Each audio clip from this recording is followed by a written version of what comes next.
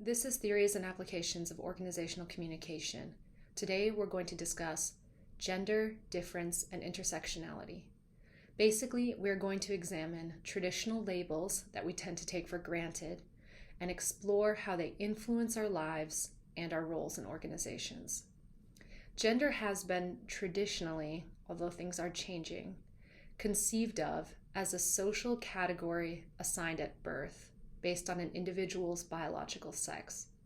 However, what gender means and how one should live as a gendered being is actually a learned process, with subtle and not so subtle messages being communicated to us about how different genders should act.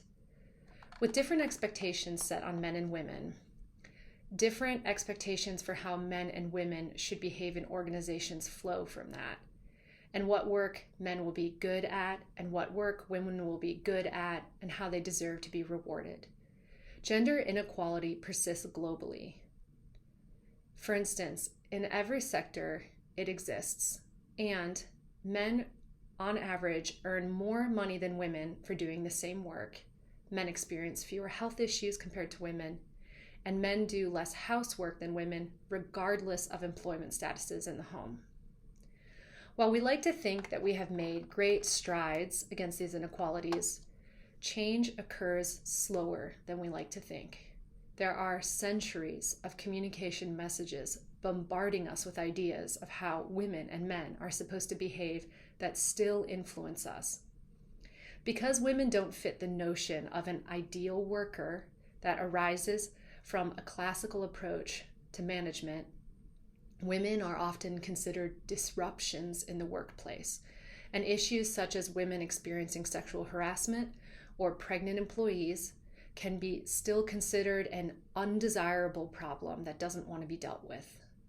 This results in unequal divisions of labor, career advancement, and just general overall well-being. Gender-based differences of men's work and women's work tend to create organizational logic that is flawed and tends to fail male workers over women workers. Additionally, occupations and career leadership remain heavily gendered. Certain professions are still considered feminine or masculine in nature, depending on what cultural context a person comes from. A man could be scorned for working in childcare or nursing in some settings, while a woman could be mocked or discouraged for working in construction or law enforcement, for instance.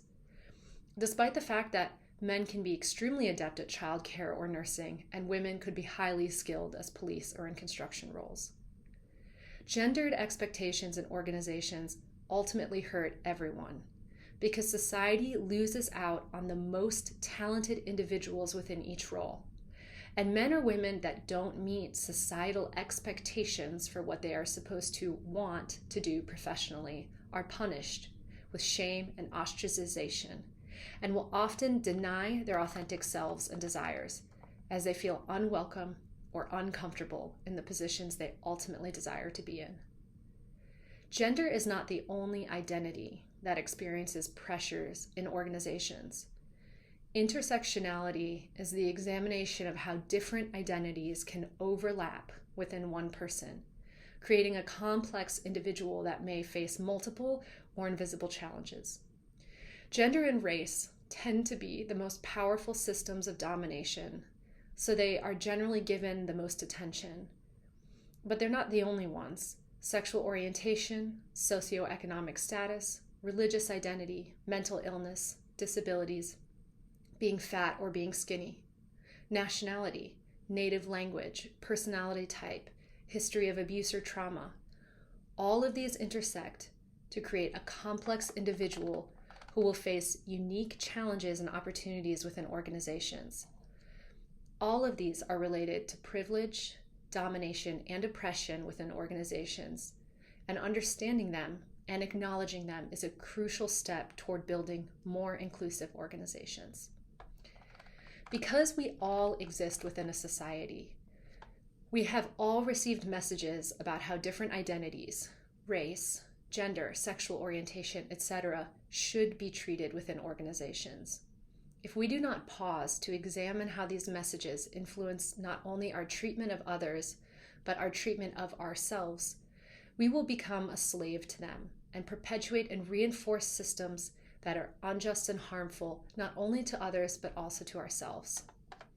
For instance, if a woman is loud and assertive, does she have good leadership qualities? Or is she a troublemaker who needs to quiet down?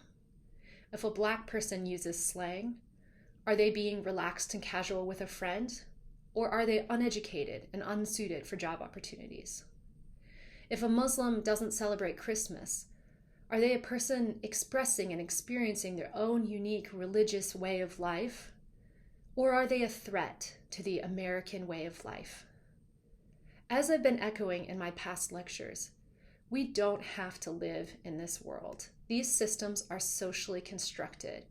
We've made them, but we can unmake them and remake them. But it requires awareness and intentionality. Ultimately, however, more equitable societies raise the quality of life for everyone, and so do more equitable organizations. That's it for now. The next topic we're going to cover is organizational change. And now, please go watch the accompanying practical application lecture on organizational communication, gender difference and intersectionality, and how these apply to climate change.